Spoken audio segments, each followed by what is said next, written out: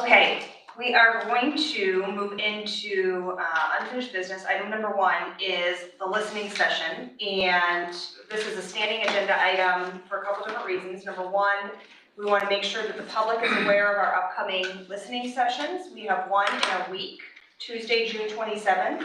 That's from 6 to 8 p.m. at Corn Belt. Then we have a virtual session, Saturday, July 22nd from 9 to 11 a.m. So even if you're at baseball, you can sign in on the virtual session. And then our final listening session is Wednesday, July 26th from 7 to 9 p.m. And that's going to be in Seymour at the Seymour Community Building.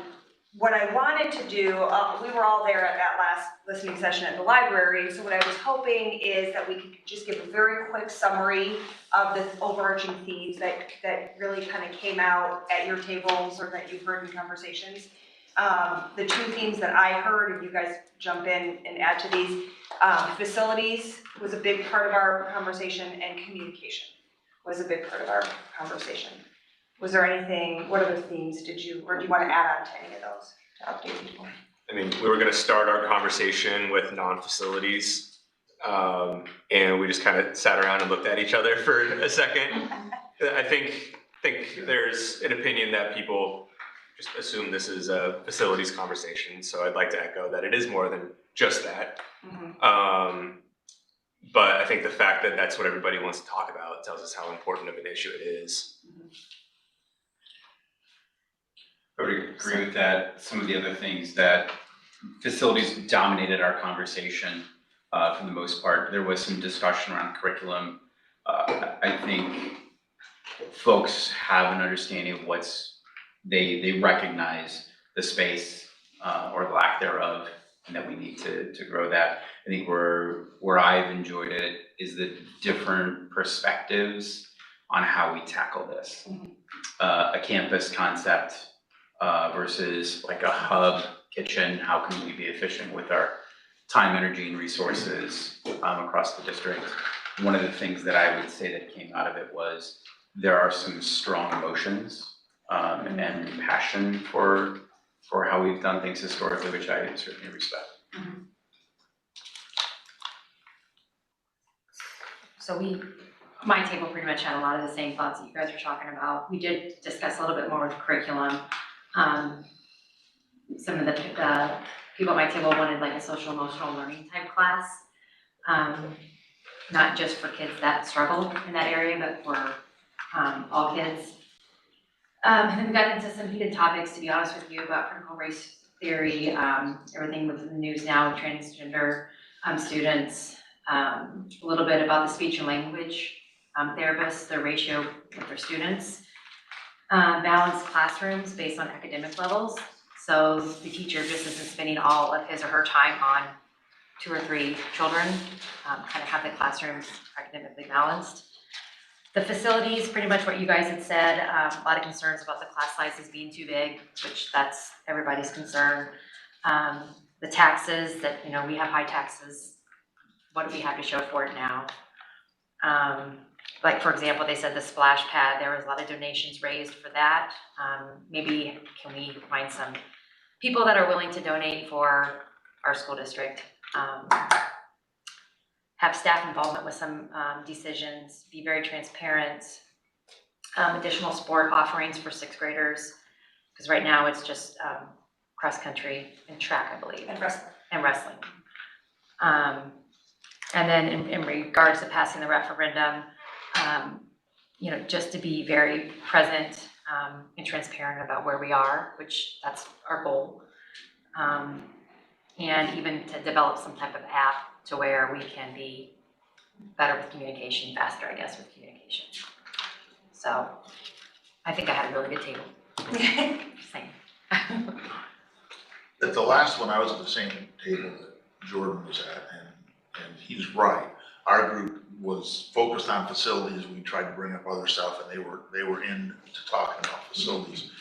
And one thing that has stood out to me, not just from our group at the last one, but really from listening to when the room reports out and both sessions, is that there is in spite of our best efforts to try to educate people on the state that we're in and what options are and how those options work, there is a lot of confusion, some misinformation, maybe some misconceptions. And there's just the need to do a lot of education. And I think that just really hit me really hard, that we've got our work cut out for us, for people to really understand all the parts, pieces, the whys, the why nots, the how we can, what we can't, how we got here, just the gamut of education. And I think we need to do a better job with that. I give Dr. Lee a bunch of credit. This last time he did, a lot of meetings at the junior high, with people coming in to educate people. And those are the kind of things that we want to do. One of the folks talked about, in the previous town where the board members were always at events talking about, explaining the situation, talking about the situation. We just had a big summer downtown event, Mahomet Soda Fest, and we weren't there. And if we were there, we had nothing to talk about. And I understand we don't have a specific plan right now, but we certainly could be sharing background information and some things like that. Riverfest is coming up. I know you and I talked about, nothing else, we'll go man a table. Find some You'd people be right in the middle of the beer tent. to man it. That's right. We'll get a lot of truth. We'll put up a sign. We'll put up a sign in a little fishbowl for quarters, right? But I think one thing that we've been talking about for years and years and years is some kind of a communications point person for the district. We still don't have that. Unit 4 is 3 times our size. I get that, but when they went and passed their last referendum and went down the building project list and started to do things, I read an article in the News Gazette that said they added their 4th person to their communications department. 4 people in a communication department. We don't have 1 in the communication department. We don't need 4 people. We're not as big as Unit 4 is. But boy, we sure could use 1.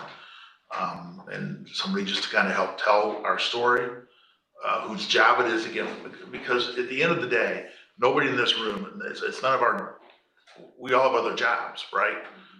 Board members have jobs, administrators have jobs. Contrary to what a lot of people think, we don't run heavy on administrators.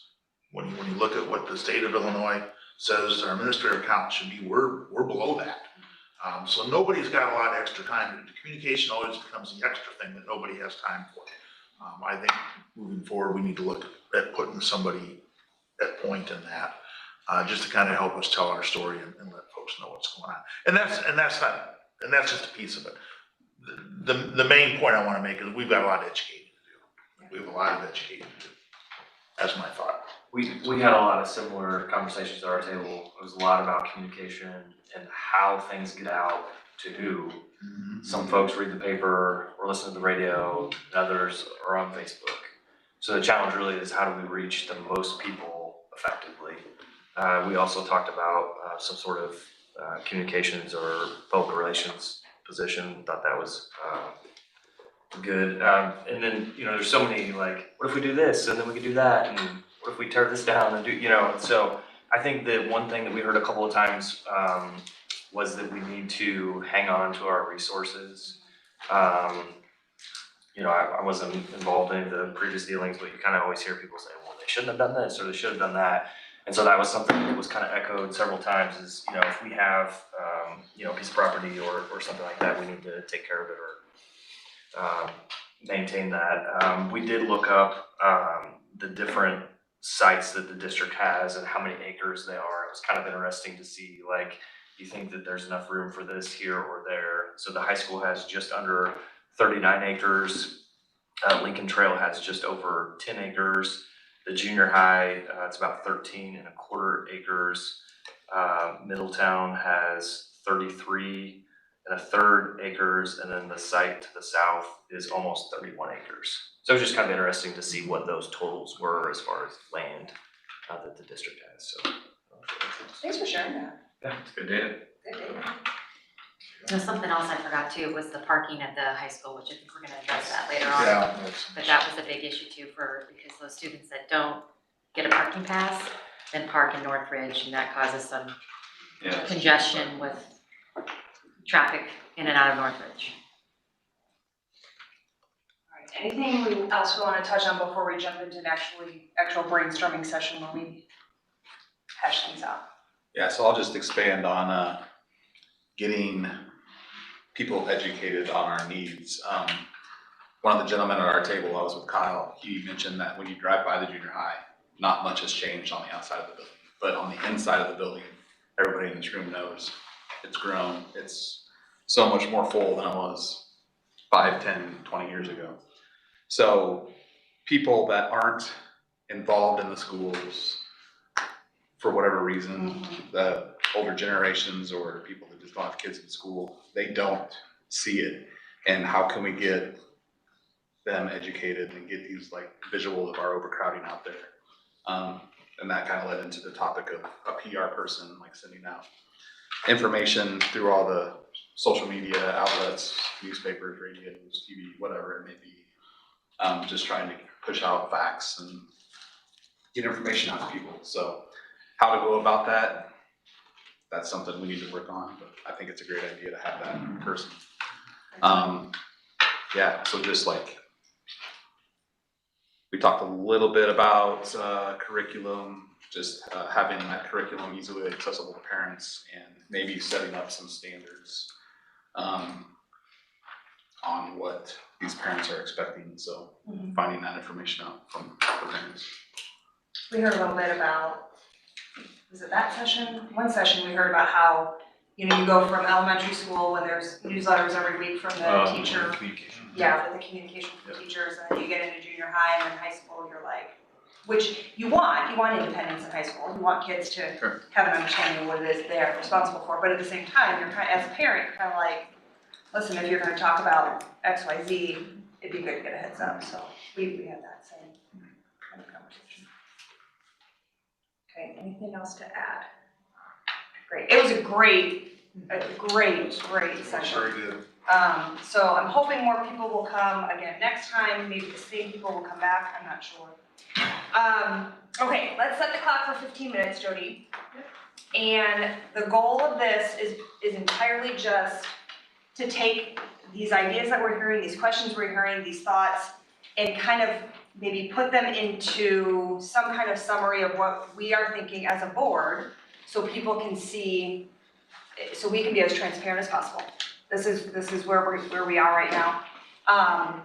Just to give you a heads up, the background information on the board bar in your packet had the topics that we talked about at the last brainstorming session. So we talked again about education for the public, how budgeted money can be spent, how much the state is actually funding our district, because I think Kyle was talking about how he was shocked that the state doesn't actually give us all the money they're supposed to give us.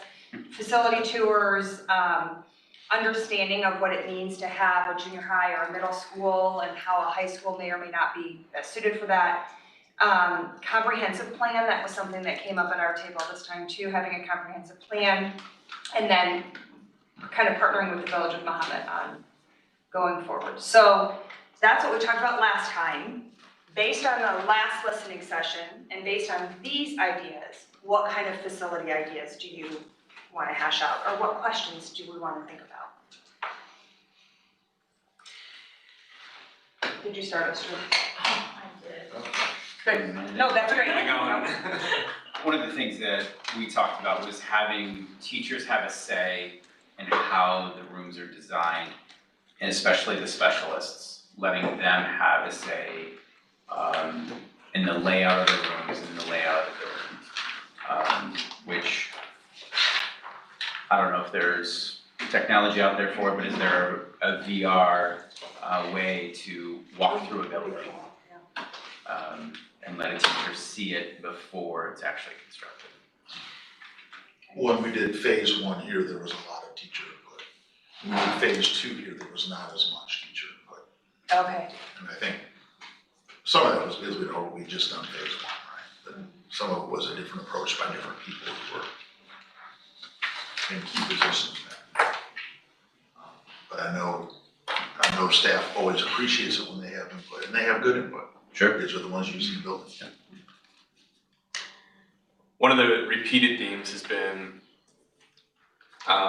cost efficiency, and part of that, it was Kyle that talked about maintaining or taking care of your resources. More specifically, not giving up the junior high necessarily, but maybe not using it for a school still. My question to that is, if we retain that building, that aging building, and we were to build something new, now we have 5 structures that we're responsible for. So in my mind, if we are going to build another building, it probably makes sense to see if I've heard about the village having interest in that for a community rec center. I don't know when the last time we had that conversation was. I know, is it annually that we get together with the village board of trustees to kind of discuss the intergovernmental And relationship? We can do that more often. Yeah. So just because that's been a repeated idea, I think that's something that we should talk about. Or like, what are your guys' ideas about keeping the junior high potentially as a school district asset? What would it look like? Do we trim it down and use the best parts as a school district still, or do we get rid of it? One thing that's been repeated as well is to not bulldoze it. That's been a pretty unpopular idea. I think one of the things that came up in ours, and certainly I would support, is not getting rid of it immediately. If we are fortunate enough to pass a referendum, we don't know what we don't know. And what does our growth rate look like? And why would we unload an asset that we may need? And I think moving slowly with something like that is how I would prefer to proceed. One thing that came out at our table, we had some really nice outside the box conversations. And so one of the ideas was, maybe we can't use the junior high in the shape that it's in. We can't, especially not for a junior high.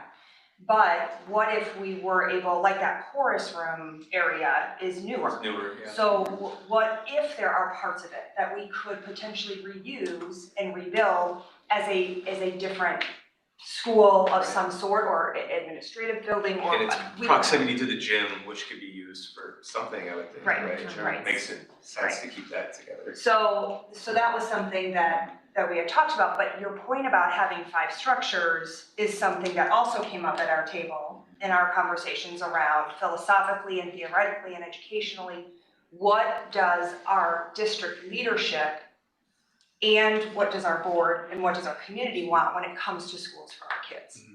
And one thing I heard overwhelmingly is people do not want, for lack of a better word, community schools. So they don't want multiple K-5 buildings. Yep. And that makes sense, because then you're gonna turn into the haves and the have-nots, and you're gonna have one kid going to the old junior high, and then his next door neighbor's gonna get to go to the brand new building out by Middletown, and so you're gonna create this animosity that doesn't need to be there. So people really do like those grade level centers. So if that's the case, then what do we do as a district when you're looking at grade level centers that have elementary school kids in them, but are getting to be the size of our high school as far as numbers and size? Is that where we want to go as a district? And that's something that I think once we have questions about where we want to go, which is part of the strategic planning process, it's going to be a lot easier for us to say, hey, knowing that we want X, Y, Z for our kids, we should look at this and then this as far as our facilities. There was some conversation at our table about teachers' certifications as well, like K through 5. I'm not sure how that works, and I think like really getting into that would make more sense too, because if the teachers that we already have hired are only allowed to teach within this framework, then we change that and we hire new teachers. We get rid of that. I mean, how does that work? And we all know how hard it is to find good people. So that has to The be part of question it. I had to piggyback off that, because I think that's in the context of like splitting the current grade structure up, right?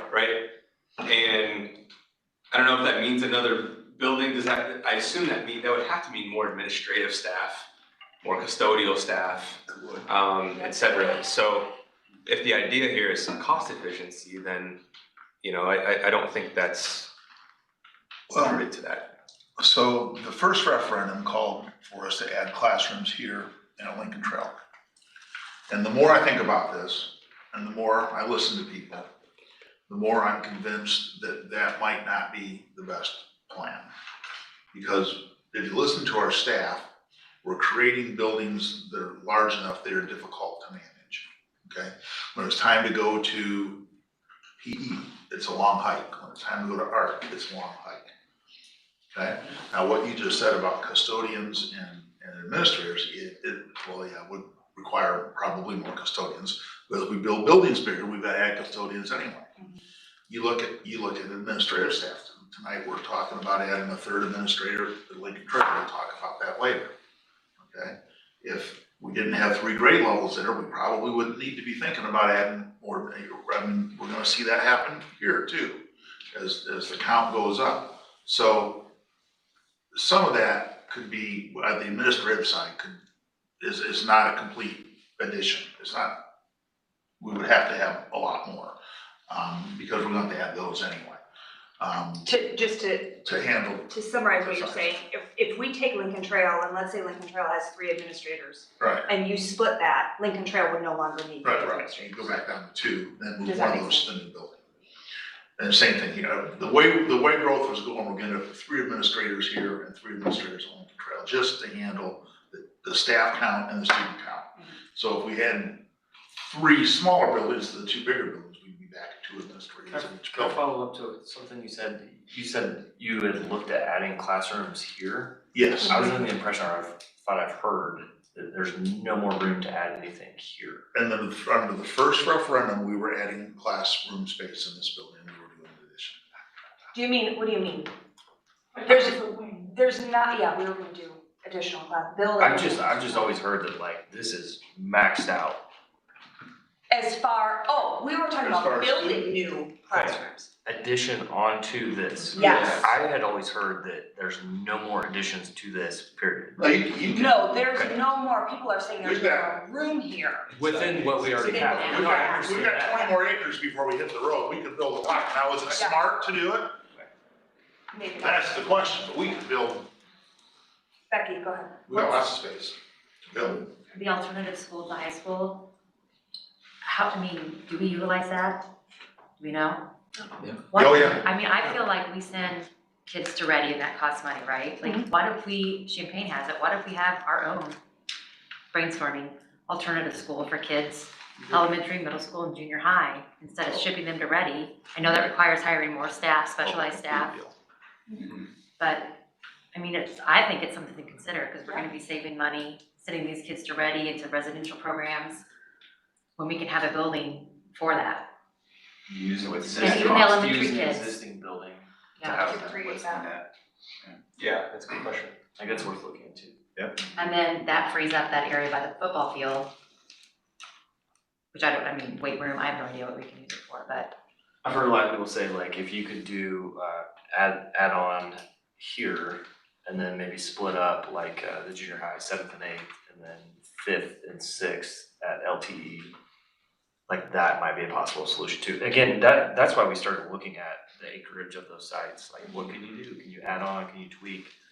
but I mean, like, have our own principal at the Yeah, alternative well, just- school. I know it's a pipe dream, I'm sure, No, but I think that's. No, very just nice. to be clear, what What we we're do with doing. an alternative high school right now, our high school is different than Ready. correct, Yes. but Okay, and our current program, I think, runs pretty much at capacity. I was just using Ready as an example. Like, Right. we send kids to more strict Right, behavioral type settings for a lot of money, yeah, we do. when maybe we can offer that ourselves. My pipe dream, being an early childhood person, elementary person, is could we make a pre-K for all program and build up, like, every kid gets to go to pre-K Yeah, and use that space, because that space at the junior high is like, set the that'd be foundation. perfect for everybody, just gets to go to pre-K. Like, that would be, that's my, like, big dream. I just feel like we run out of options fast for those kids that have Yes. behavioral issues. Yes. Good. I just think we need a lot of data. What is our growth rate?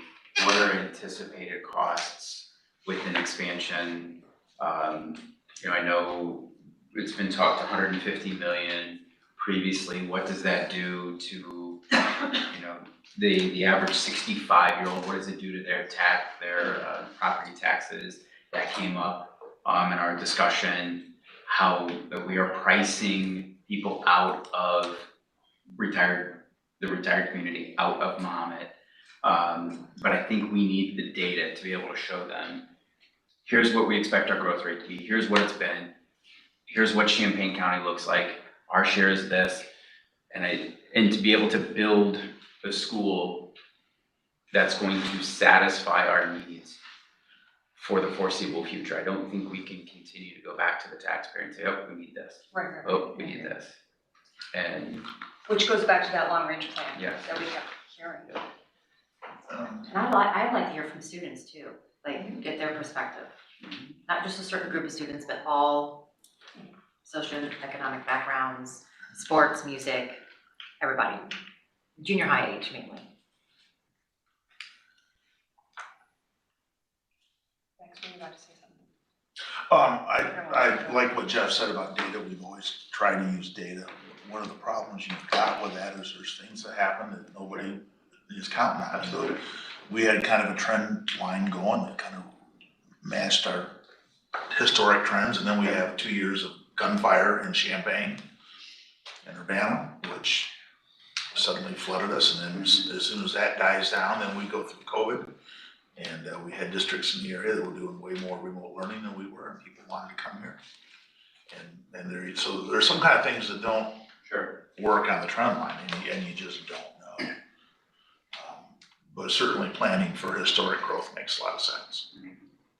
One question that came up at our table was this idea of, we keep calling it a junior high, but it's designed to be a middle school. So one thing I talked to Dr. Lee about earlier is really getting an understanding of, is that the path we still want the district to go down? Do we still want a middle school model where it's 6, 7, 8? And if that is what we want, we need to help people understand what a middle school model means compared to what junior high is.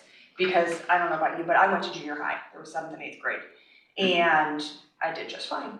And so we heard that a lot, like, well, when I was in school, it was a junior high. Why do we need to have 6th graders in with the 7th and 8th graders? So having some education again around what that means to have a middle school model, and is that still the path we want to go down? But that's a conversation I think for administrators to have, to help us understand why that's beneficial for kids. I've heard that a lot about the 3rd, 4th grade building possibly going out here, and then 5th, 6th being in Lincoln Trail, and then having a junior high, 7th and 8th. I too went to a junior high that was just 7th and 8th, and I think I turned out fine like you. We turned out great. But I think that's definitely something worth exploring. I've heard a lot of that, and a lot of people are saying that it's important to keep like the aged children, like have it in progression, like the K through 2, and then 3rd through 4th out here as well, next to the K through 2, and then having, you know, the next succession of classes all together. Okay, we're gonna stop.